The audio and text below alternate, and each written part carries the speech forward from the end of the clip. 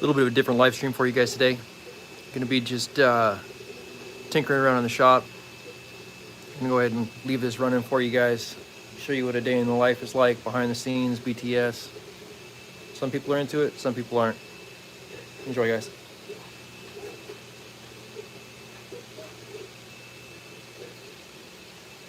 Just for reference, just in case anybody was wondering, the machine in front of you is an Ender S1 Pro. It is currently making a belt drive for an HP Max air rifle.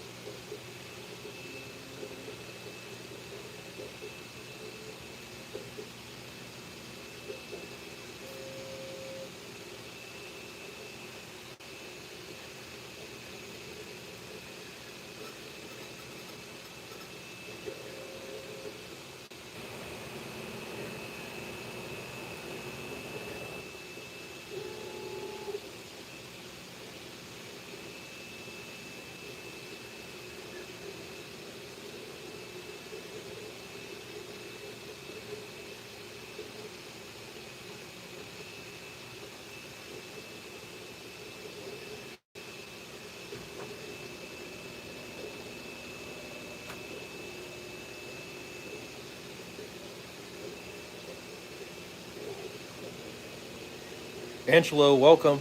What's happening, my guy? PA Lead Slinger. Nice printer. That bed looks awesome. Thank you very much. Sometimes I like to go ahead and kind of like use a holographic bed plate like that because the hologram does transfer to your print, and it basically watermarks almost a seal of authenticity on every single thing that I print. Sometimes I'll do it, sometimes I won't. Like if you look over here on these guys, we actually have just smooth bed plates on this guy right here, and this guy right here. This one's a little bit special. Pretty much every order has at least one watermarked style part like that with the hologram. So is it cool? Yeah, I'd like it, but it also serves a secondary function as well, right? It's cool. I purchased the printer off of eBay. The printer was broken when I purchased it. It's like $20 printer. And then I just fixed everything myself that needed fixing on it. And the build plate was also off Amazon, I think. And that was about 20 bucks as well. So I'm like 50 bucks, 40, 50 bucks into this printer. Welcome one, welcome all. Hope everybody's having a great morning this morning. Just kind of getting the shop set up for the week's worth of print farming that we'll be doing this week, and then hopefully get some content out as well. I'm going to be comparing the oldest of the old, the Gen 1 72 cal Zeus versus the newest of the new, the Mark II 72 cal Zeus. So we'll go ahead and get them out, get them side by side, see which one actually makes more energy, see which one actually makes more accuracy with my limited skill set, and we'll see what we end up with. It should be honestly, 2026 is looking hot for content, guys. Appreciate you, each and every one of you sticking around.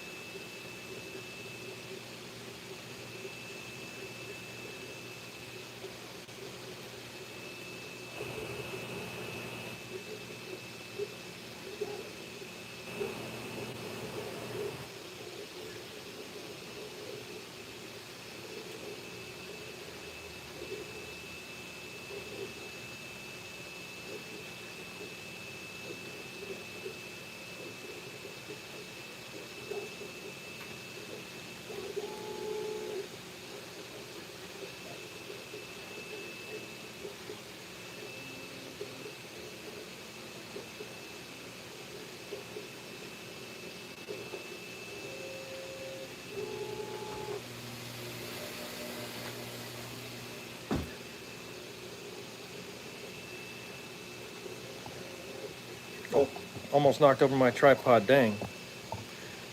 Newbie here. Jack, welcome. Kyle Cluckin, welcome. Honestly, this is a cheap printer, my guy. This is a cheap printer. This is an Ender S1 Pro. I bought it used and broken off of eBay, and I fixed it myself, and I got it going again. It's a very cheap printer, including the build plate. I'm into the printer and the build plate like a total of 50 bucks. And then I spend another 50 to 70 bucks and buy a diamond nozzle, because diamond nozzles will never wear out ever, and you just run it and run it and run it and run it with never ever having to change your nozzle. It saves a lot of time in the long run. If you know, you know.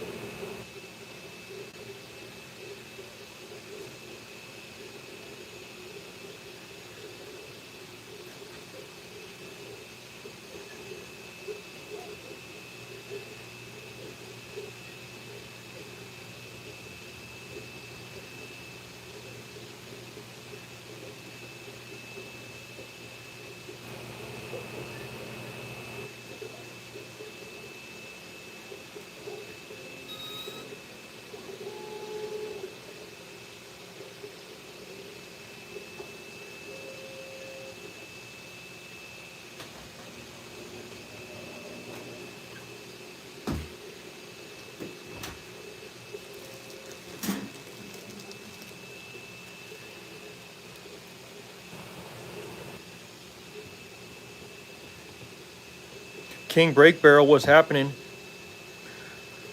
Kyle Cluckin says they are extremely abrasive. It will ruin cheap nozzles quick. No, I agree with that. You really only get into it get out of it what you put into it. So I always go with diamond nozzles, just because diamond nozzles literally never wear out. I've got diamond nozzles that have 10,000 hours on them. They're still exactly the same as when they were installed on the machine. It does improve your prints. It is worth 50 to 100 bucks. USAF Vet says, is it possible to make in other colors such as flat, dark earth? Of course, absolutely. The beautiful thing about this material, however, is this is actually a rubber material. This material here has ultra flexibility, ultra impact resistance, abrasion resistance, all of those good things. So we're printing this rubber belt right here, And honestly, this is the only material that I would feel comfortable having something that's going to see this kind of percussive impacts over the course of its lifespan.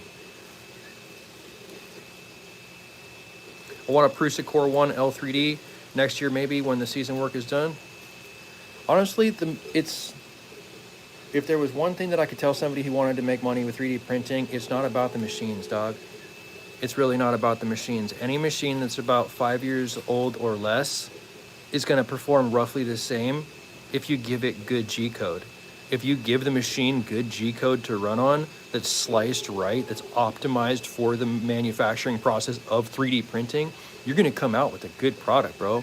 This is being printed right now, no raft, no support, no fancy anything, and it's going to cut. It's going to cut super accurate. I've got an example of what it's going to look like. It's going to end up looking effectively like this when it's all said and done, you know? And it's like, it's quality. The curvatures are tight. The angles are there. The facets are there. You know, this one had an error right at the end of the print. You can kind of see it shit the bed right there at the end. But other than that, this gets thrown in the garbage. You can see the machines will do it. The machines will do it. I have about a 10% failure rate, I would say. In 100 prints, I'll throw 10 away.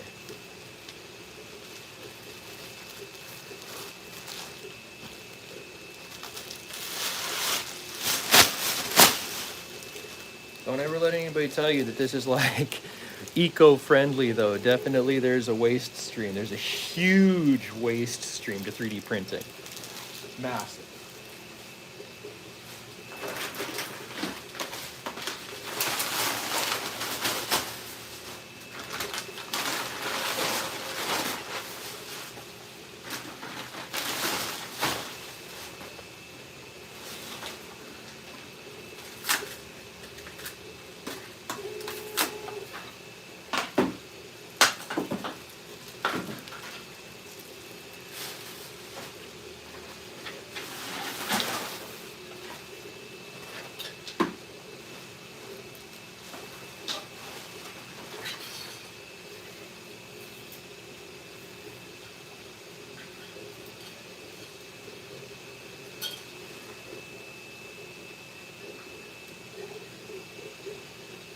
What machines do you use the most? I think that honestly, it's really important if you're scaling yourself for small business, for that bag chaser mentality, that money mindset, as far as trying to be a profitable business entity. Use the same machine over and over and over and over. There is no reason you should have a ton of different machines that all have to have a ton of different slicing programs and different files fed to it and different manners of being able to go ahead and add files to those products. You want to go ahead and go like this with it. Boom. Same machines, they all run off of one tablet. You feed all your machines the same files off these little tablets. Oh. And you just kind of like keep it consistent, right? Boom. 4 machines in frame right there on the floor. Boom. 3 machines right there. And they're everywhere, dog.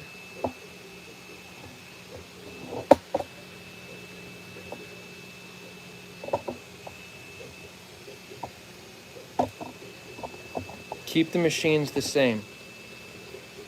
The other thing about it is, think about this. When you have solidarity of equipment, you also end up with solidarity of parts stream. It's very, very, very difficult to try and fix 20 different printers, but it's extremely easy to fix 20 of one kind of printer that you have all the same parts for.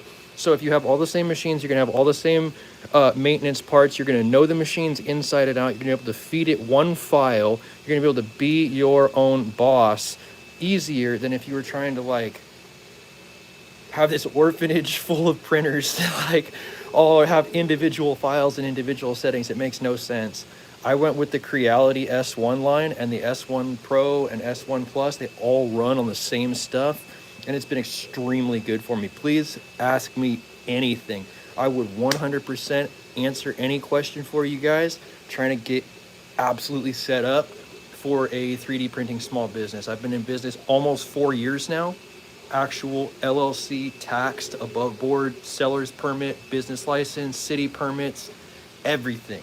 And I'm here to help you guys. I'm literally here to help you guys. So if you have any questions, throw it down and I'll do everything I can to go ahead and answer for you guys.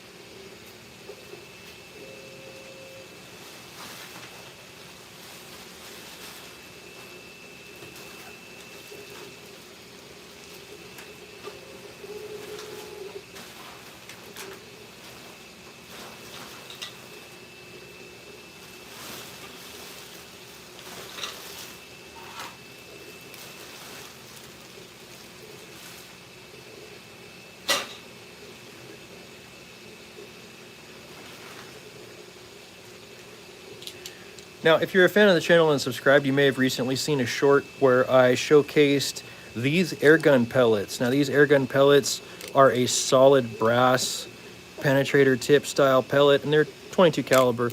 So kind of a smaller caliber, but supposedly they pack a decent punch. They did not make it through the 3A armor that I had been shooting these at, and I did that, you know, strictly for science purposes. But it's kind of an interesting design. I don't see these being accuracy over a great distance. Throw down what you guys think in the comments. I want to definitely try and get back to like ballistic testing because that is basically the roots of the channel, and it's very enjoyable to me personally.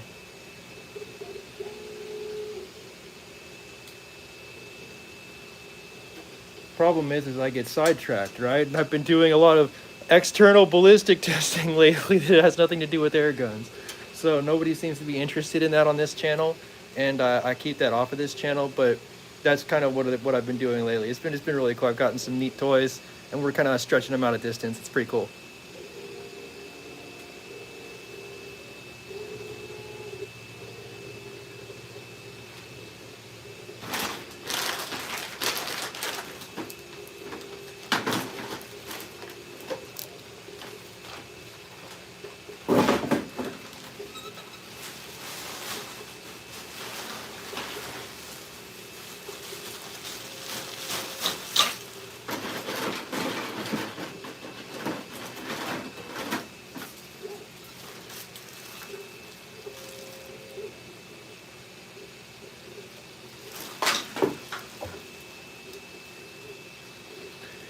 Junior Fergus, welcome. Kyle says, I really only buy my ammunition from one place, but it's interesting to see what is out there nonetheless. You know, these actually were sourced from Brazil. These came special from Brazil. So I'm the same way, but as soon as I saw something that was kind of like outside the norm, I was like, you know, I'm gonna try that. Why not give it a shot, right? It's like 12 bucks for the tin. Pretty decent price, well worth the cost of admission to find out, right? Complete side note, have you guys seen these flameless lighters yet? Junior, watching from Trinidad. Cool. Pretty rad, huh? My wife gave this to me. Totally fascinated by it.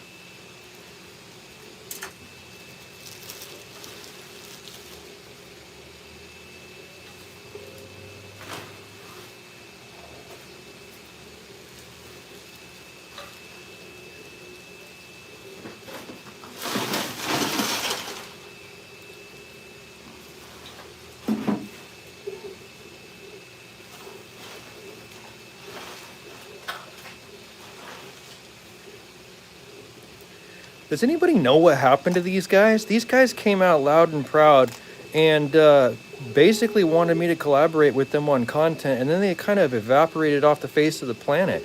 Do you guys know what happened to this company? Because I do not.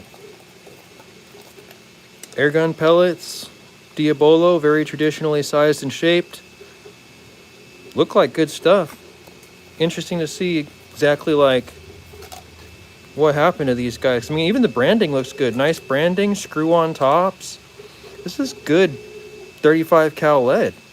So it's even got the 80.2 grain, typical standard, you know, 80, 82, somewhere in that range grain you would see the JSB stuff in. So if anybody out there does know what happened to American Air Ordnance, it'd be interesting to find out what happened to a domestically based company.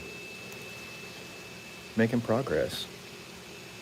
We looking good here.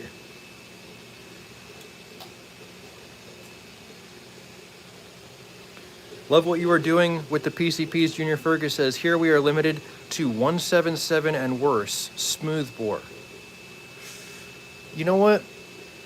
The thing about the small bore air guns is that they are really accurate, but they do need rifling to maintain that spin, which is what makes that projectile stable. Spin and projectile shape are what actually stabilizes a Diabolo pellet in flight. So without the advantage of rifling, sounds like you guys are in a tough spot, man. It's follow the legal and approved channels for immigration and come on over to the USA, get some real air guns. That's cool, man.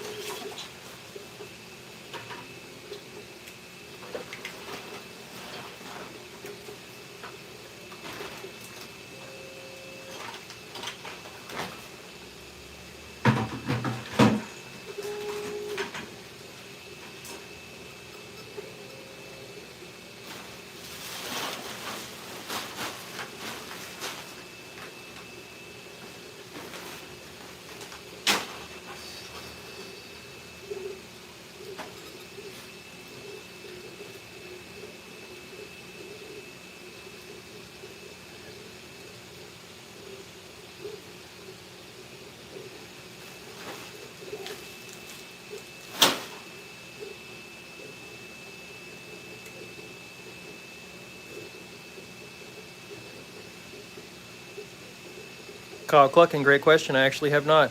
I haven't really tried printing any actual airgun projectiles beyond sabots just because of the fact that I haven't had great luck with it. Typically, I'm not finding the density required to make something heavy enough to work.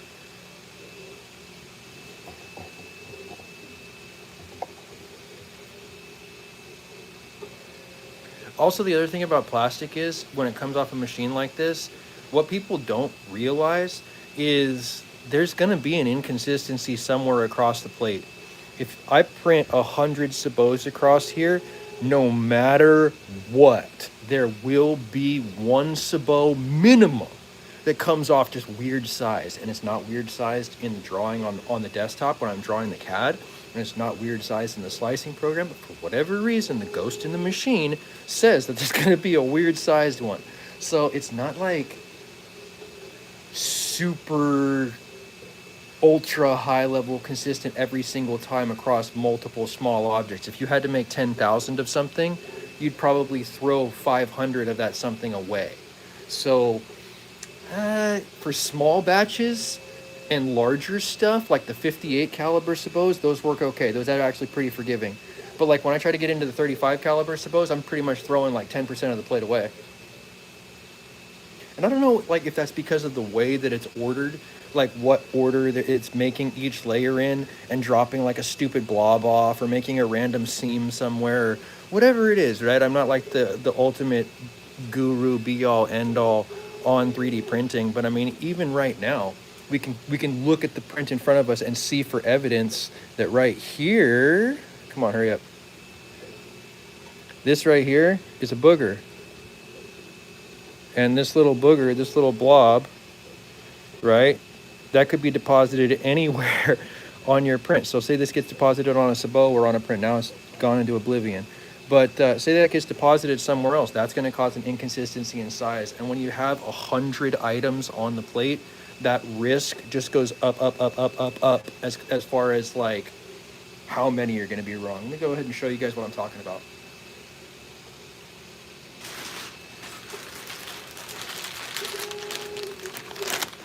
This is all stuff that I've cut.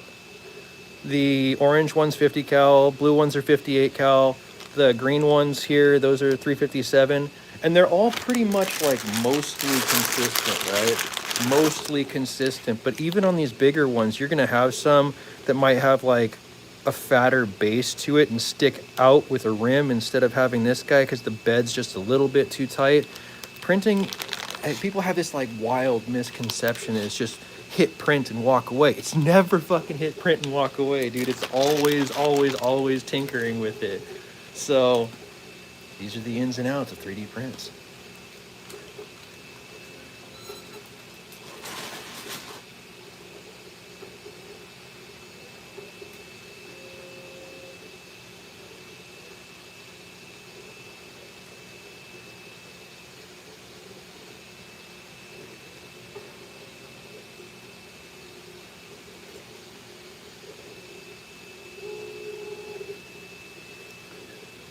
If you guys are out there in the chat right now and you have the ability to, go ahead and throw down whatever you're listening to in your headphones, because right now I've got the original Jurassic Park theme song score, and dude, nothing hits like the original Jurassic Park song from my childhood, bro. Throw it down what you guys are listening to.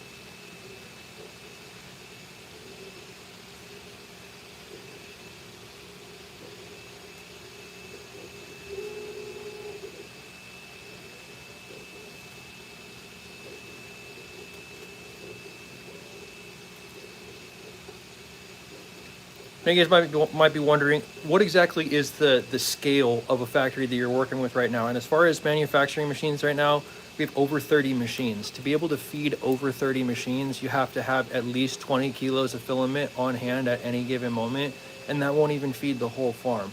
So there is kind of like an upkeep and expense to be able to run a large scale print farm. But inside of that, if you're making jobs, if you're fulfilling orders, if you're doing stuff like that, it's always going to pay for itself. So I can't encourage you guys more.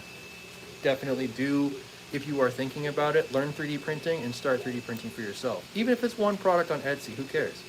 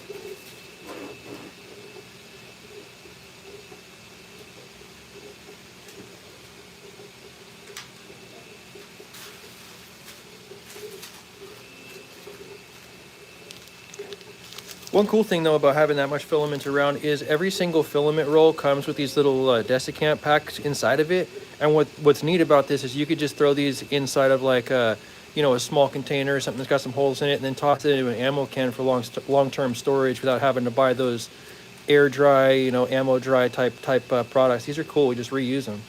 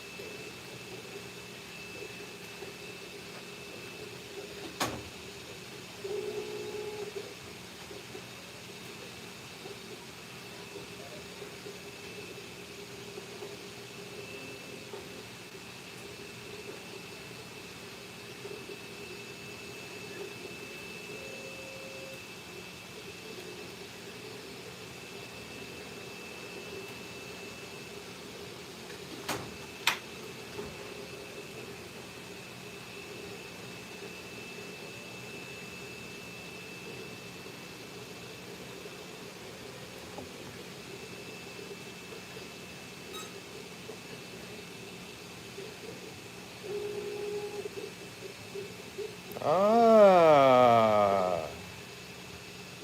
So we got some good questions into the chat here. Let's go ahead and answer them one by one. Do I oven dry my filament before use? Never. Never, never. It's just not required. It's not necessary.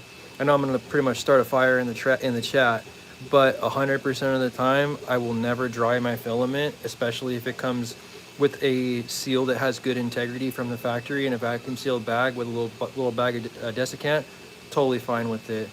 The print that we have in front of us has absolutely no drying or curing or anything whatsoever. It's TPU, so it's extremely prone to soaking up moisture. And as you see, there's zero artifacts, defects, or anything else with it. So for me, I feel like there's gonna be a lot of items in the industry market that are going to be designed for consumers, but not necessarily print quality, right? It's the same thing in gold mining. You have everybody trying to sell something for gold mining, but not necessarily everything is necessary for gold mining.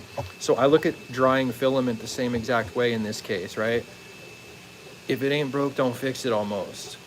Almost every problem that people try and fix by drying filament can be fixed with slicer settings.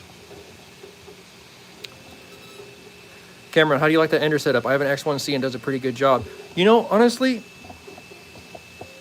let's talk about it. I think that the other brands of machines have better machines than what Creality can offer. The Creality K1 is pretty good. But honestly, the ender machines are good. If I had one printer I was going to buy, I would buy something from Bamboo, right? If I had 100 printers that I was going to buy, I would buy Creality, and I would scale them exactly like you see them in front of you, because these machines are money magnets when they are set up like this, and they are reliable enough to have just insane amounts of hours on it. I'm going to go ahead and open up the pad here for you so that you can see exactly how many hours I have on all these machines.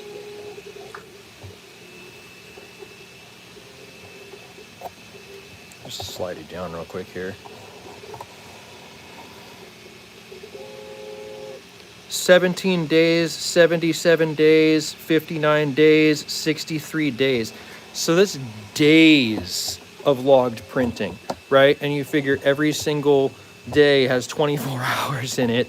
And you look at it, the factory rates these machines to be good for only 1,000 hours. There's huge hour counts on these machines already. They still absolutely do the dirt. They still absolutely cut prints. Are they slow? Yes, absolutely. Sacred Heart says that thing is printing ridiculously slow. We're cutting right now at 40 millimeters per second. Now, why 40 millimeters per second? Because I got 40 machines. And in 1 hour's time, I could make 40 of these parts that's sitting in front of you. So I kind of make my efficiency up through scale of print farm as opposed to individually fast machines. This is about a 60 to 75 minute print, somewhere in there. I haven't looked at it in a long time. But in 60 to 75 minutes, if I put the entire factory on it, we could get 40 of them. Like I said, 30 or 40 of them. Scale can be speedy machines and you have a handful of them, or scale can be really reliable machines and you have a shitload of them. And I'm door number 2 all day. I'm door number 2 all day. Cameron McCloud, makes sense.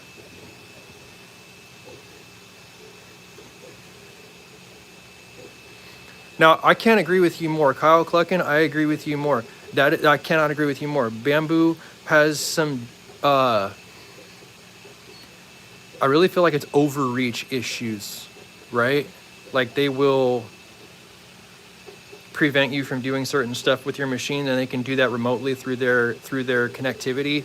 I think that's kind of an ugly thing to do, and I think that more and more stuff in general, whether it's your like fridge, in your fridge trying to change a filter, whatever the case may be, like more and more stuff is subscription based, and they're bricking devices remotely for people who can't pay those subscription fees. So that's another thing I do definitely like about this old machine. Ain't nobody gonna touch my machine from far away, right? It's not hooked onto an Ethernet cable.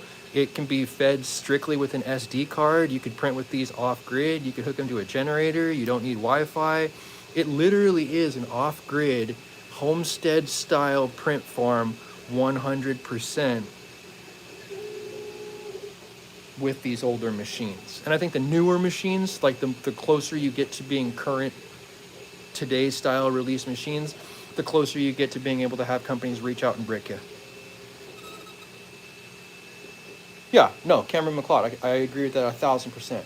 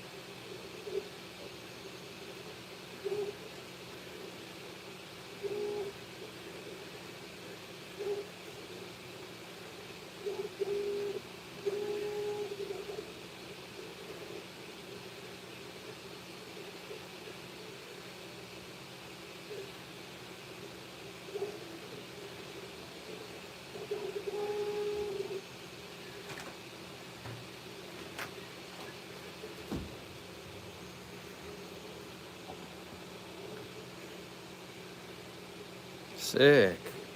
Come back and I got a bunch of lukewarm printers. What am I doing with my life? Being successful. 100%. Got our transfer. Hologram transfer looks good. Clean. Fire them off again. This ain't no after school special.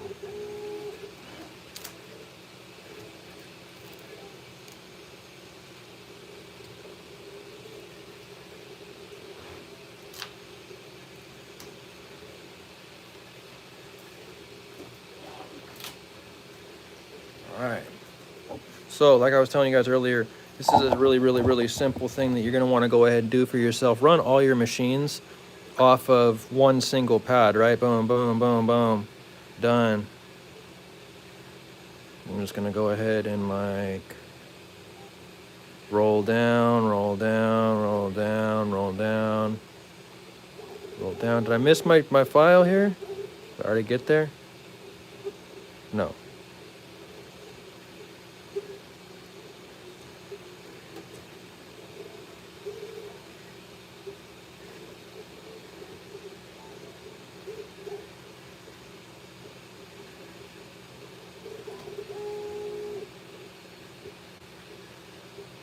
Okay, boom, there it is. All right, my belt drive, rad. Cool. Now, we just fired off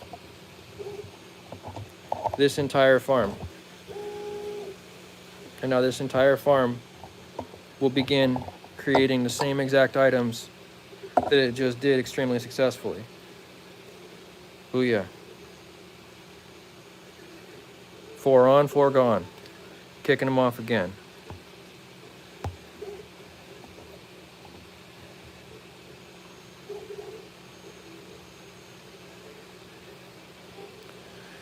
These guys will now at this point go ahead and just preheat fairly quickly.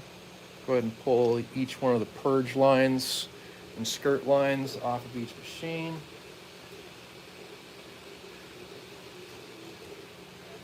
Been live for 75 minutes together. Not bad. Not bad.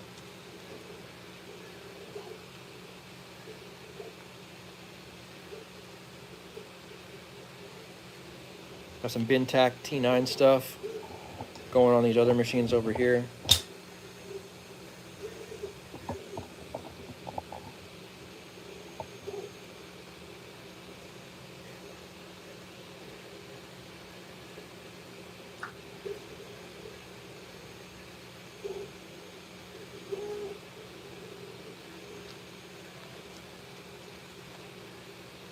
Starting to get there. And you can see basically every single relevant aspect of what the machine is currently doing is going on there, preheating the bed. 56, 57, 58. And then once the bed's preheated, that 17 number will start to climb and it's going to go all the way to 210. Boom.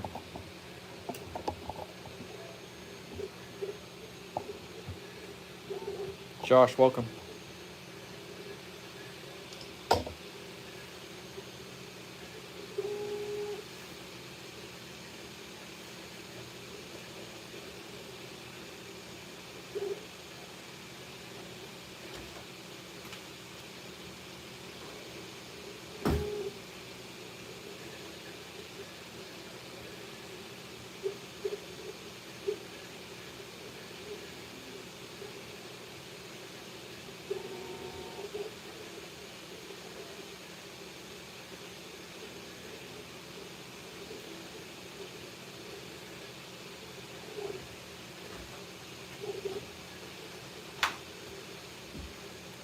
So at this point, basically what's actually happening is we're heating our extruder. We've already gone ahead and heated the bed up.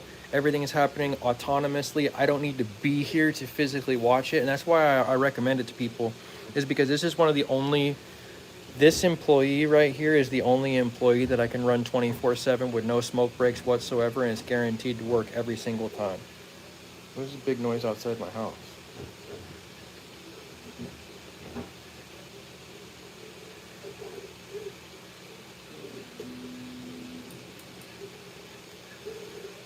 Don't you hate that when you hear something but you can't see it on your cameras?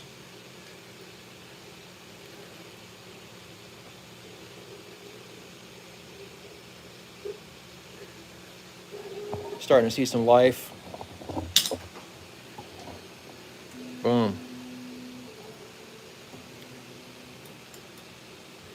This machine's heated. This machine's now heated up. Now keep in mind, we've only been live for 76 minutes, right? We've only been live for 76 minutes. And in 76 minutes, I've been able to get one done. So that can tell you the tempo that we're operating at. Some people might think that that's a slow pace as far as printing is concerned. But inside of that, we're running and gunning once again. And I had to do physically nothing to it.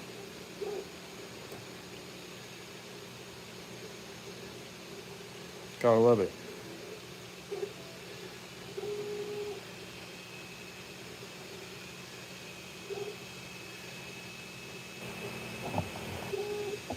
And it's just cutting down the same exact footprint that it always cuts on.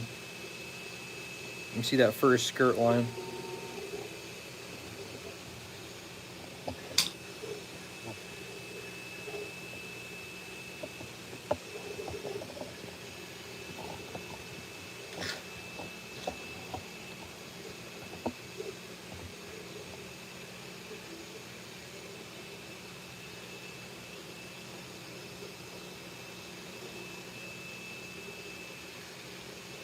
It's not really that loud either. Not really that loud. All things considered, these machines are fairly silent as far as the running and the fan noise and the zips and zaps. Sounds like RoboCop a little bit, but it's not as bad as the older machines, like the old machines from 5+ years ago used to be. Those were seriously noisy. Like you couldn't be in a room with 5 of them. It's just too loud. But these, in general, pretty quiet, pretty good, real reliable, really reliable stuff.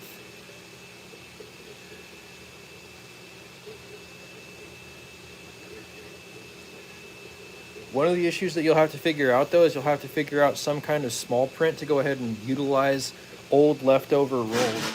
Because when you're buying filament 20, 30, 40, 100 kilos at a time, you end up with these miniature rolls that have like almost nothing left on them that won't do a full print, right? So you'll have to figure out like what you're going to do with your end rolls, or you'll just be like me with 50 rolls chilling right here on the floor. Obviously stacked, right? Because my autism won't let me not stack 50 rolls. But yeah, definitely, they're chilling.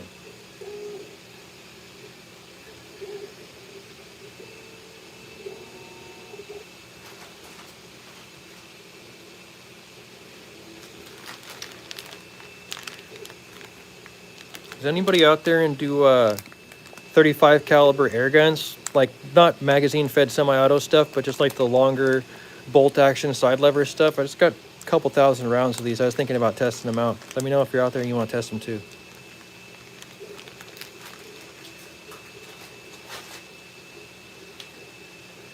$129 grain, I think. 357 diameter. Should work good for most bolt action stuff.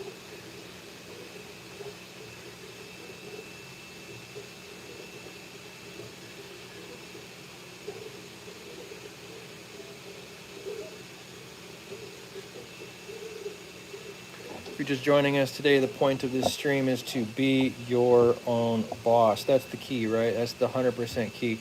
Because even though it is cool to have stable employment, right? Like the mark of being a modern man is having a stable employment, having a stable job, something you can rely on for your family. But inside of that, the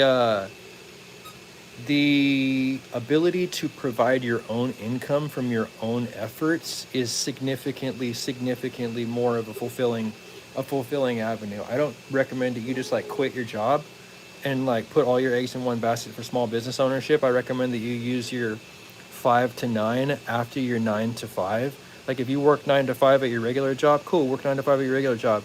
Come home, and from 5 till 9, after you get off of that 9 to 5, work 4 hours for yourself, invest in yourself, bet on your fucking self. It's really a smart move to use the last 4 hours in the day to start a small business on the side, whether that small business is going to be, you know, content based, whether it's going to be manufacturing based, whether it's going to be printing based, whether it's going to be stickers based. You can do whatever you want.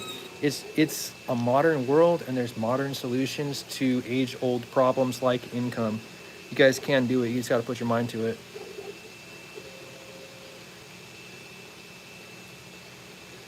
Mac, I just found out that Prusa makes a PETG filament with 75% tungsten. Interesting. I've seen the laser sintering stuff do metal before, but I haven't seen like too many infused filaments be really, really successful. I mean, I've seen some interesting filaments, even one that's supposed to be photovoltaic, right? So you have a filament that's supposed to turn light into energy, and I don't know exactly how that would work, but that's what the company that was making it marketed it as. Filament's going to be doing some major things, I think, in the next 5 years. In the next 5 years, we're going to see 3D printing get more regulated and restricted because it's going to get that much more capable, I think.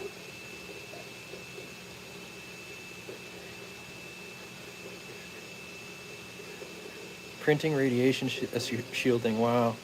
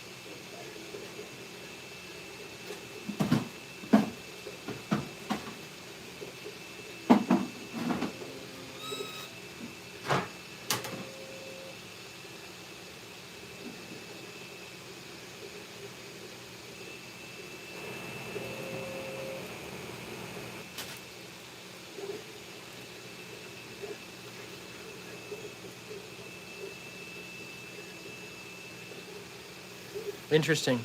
Maybe I'll look into some of that infused material.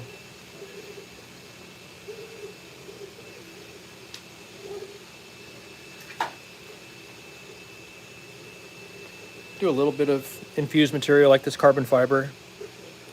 It's got actual pieces of fibers embedded into the filament itself. It improves rigidity and improves like breaking from impact over standard PLA. But honestly, until you really start to get into the nylons or the PPCF stuff like that, more exotic materials, it doesn't really benefit you that much. Looks good though. Looks killer as fuck.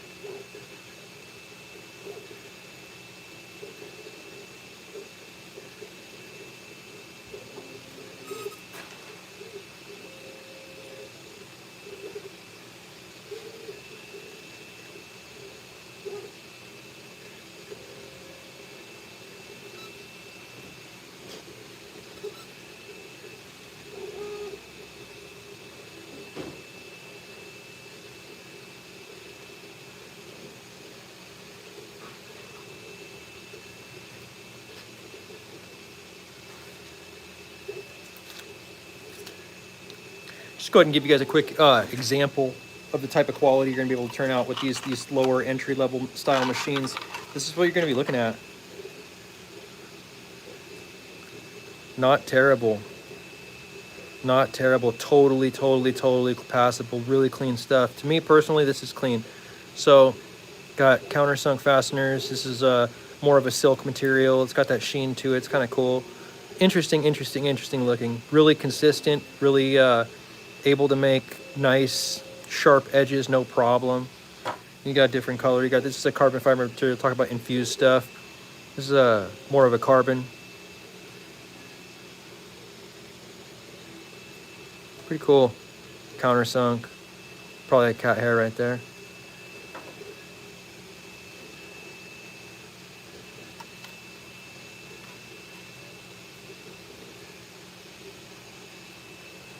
Then you got like camo.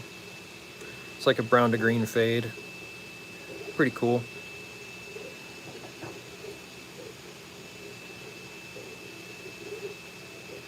Standard black.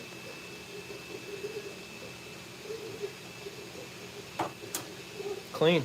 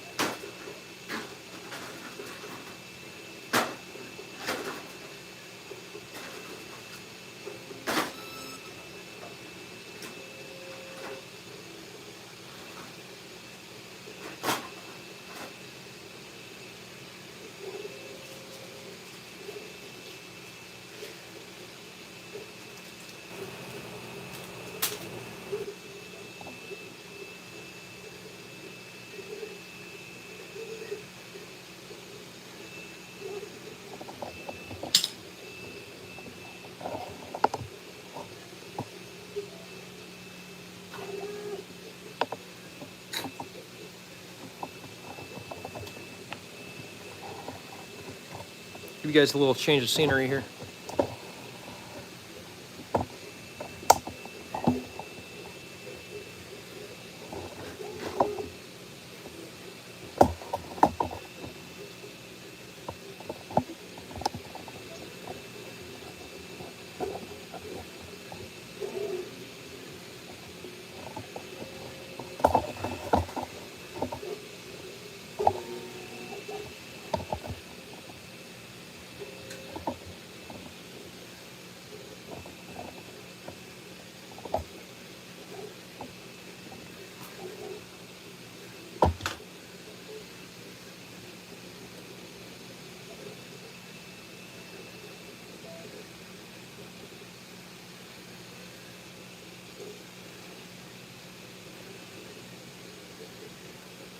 Kind of moved on to something a little bit different here.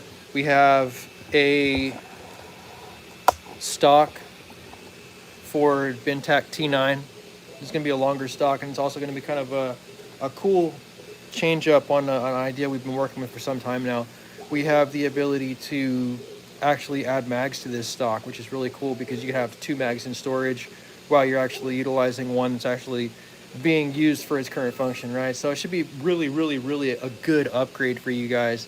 The ability to locate, store, and pack out 2 additional magazines on the back of the stock itself. I don't know. It's nobody's gonna dislike that, right? It's always gonna be a good thing. So we'll kind of go ahead and leave you guys here for a little while, and we'll just watch the progress as it kicks off. been really cool though to finally optimize everything. You know, we got all the branding right. We got all the airgun use only disclaimer built into the file. We got all the additional adjustment points built into it. Everything that we needed to get done with this is finally at the finish line for you guys. I'm happy with it.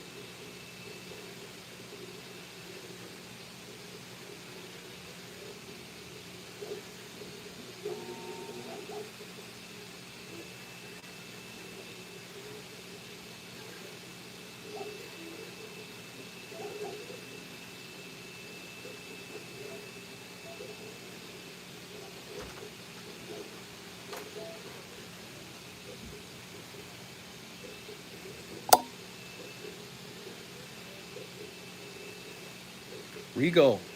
Just bought one of your harpoon stocks. Hell yeah, dude. Much appreciated, my guy. Been live for 110 minutes here today together, and I've absolutely enjoyed my stream 100% with you guys. It's been really cool. We got a lot of stuff going on, and we've even got the super secret Gen 3 T9 kits chilling over there. Going to be an absolutely incredible, epic 2026. If you haven't already, make sure you smash that like, smash that subscribe button, and share this stream with somebody else so somebody else can enjoy it.